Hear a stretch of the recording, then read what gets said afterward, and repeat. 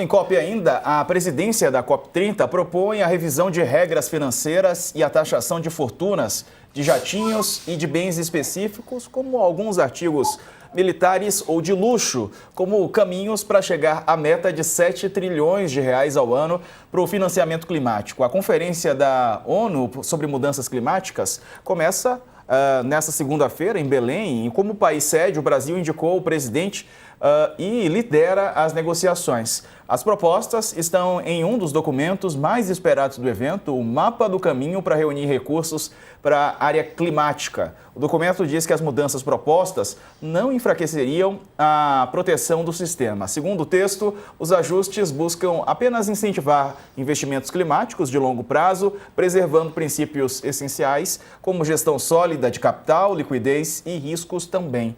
Carla, o que isso significa na prática?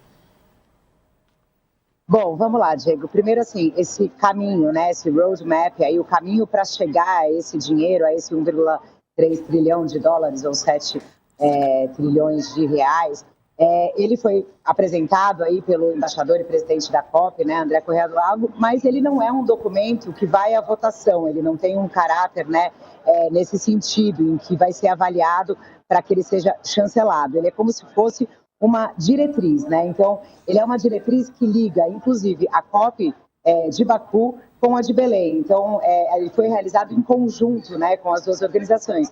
Fazendo o quê? Pegando o que... Travou o sinal da Carla, daqui a pouco ela volta conosco. Enquanto isso, Sakamoto. Lembrando, inclusive, que essa proposta com relação à questão da taxação dos super ricos não é uma proposta também nova relacionada à questão do meio ambiente.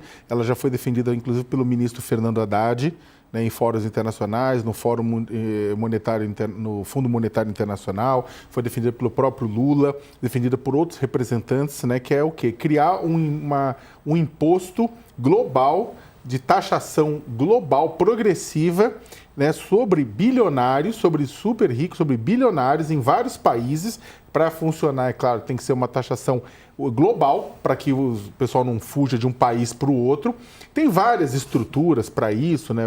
É complexo, mas com esse dinheiro que seria retirado dos multimilionários e dos bilionários, seria usado para um fundo visando mitigação, adaptação e prevenção de mudanças climáticas, né?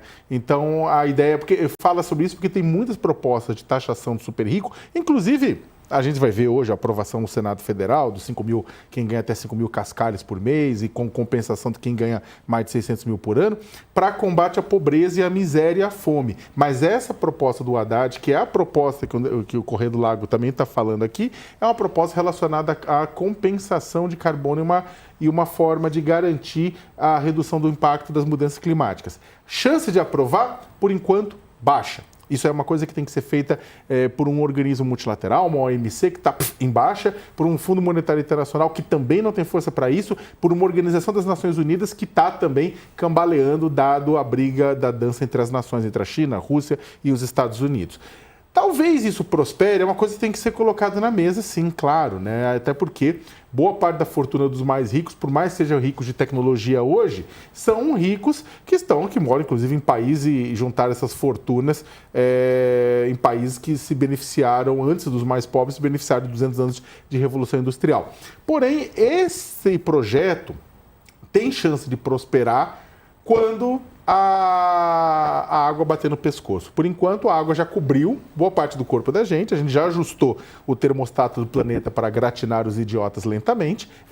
Nós estamos sendo gratinados através de tragédias em todo o país e o planeta relacionado a mudanças climáticas, mas talvez um fundo como esse, Diego, prospere quando realmente a humanidade estiver lá na beira do abismo. A Carla voltou aqui, o sinal da Carla. Vai lá, pode recuperar a sua fala, Carla.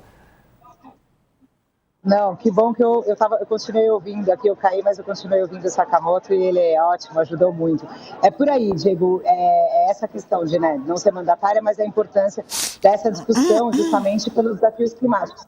É legal dizer que nesse documento também eles fazem, Diego, por exemplo, uma comparação com a época da pandemia, né, em que um volume muito grande de recursos foi utilizado, foi organizado pelo mundo para tentar evitar grandes impactos econômicos. E aí esse documento mostra que também é preciso olhar para as mudanças climáticas, para essa questão climática, com essa mesma preocupação, né? Tentando aí mobilizar, então, os países ricos, principalmente, a investir nessa questão das mudanças climáticas, ou seja, ajudar a esse fundo que pode, enfim, beneficiar o mundo inteiro, como a gente fala, né? Estamos todos no mesmo barco.